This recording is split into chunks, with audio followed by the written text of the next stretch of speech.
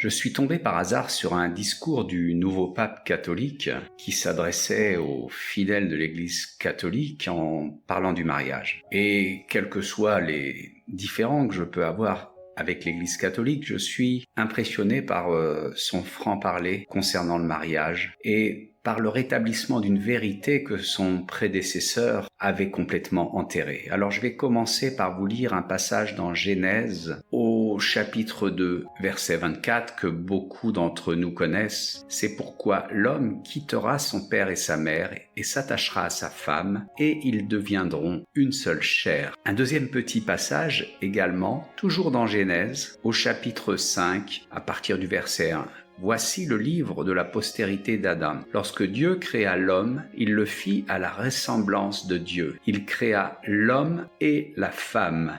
Il les bénit et les appela du nom d'homme lorsqu'ils furent créés. Alors le pape a réaffirmé que le mariage était l'union indélébile d'un homme et d'une femme. Il a réaffirmé également qu'il ne fallait pas se conformer au siècle présent et à toutes ces modes, à toutes ces tendances, à toutes ces perversions, mais qu'il fallait rester accroché à la racine biblique, en rappelant que ce n'est pas une théologie catholique, et là-dessus je le rejoins, mais que c'est une déclaration de Dieu. C'est tout ce qui concerne le mariage a été établi par Dieu directement. Et pourquoi ? Pour donner de la stabilité à la famille et à la société. Permettre aux enfants de s'épanouir dans une famille stable et que les enfants, dans leur croissance, puissent s'appuyer sur leur papa, sur leur maman, et même cela pendant toute la durée de vie de leurs parents. Mais tout ça a bien changé. Le pape François avait galvaudé complètement cette vérité au nom de l'amour. Et de quel amour parle-t-on sans la vérité ? Il est important de rappeler que ce n'est pas un acte de haine contre les homosexuels. Dieu les aime, veut les voir se repentir comme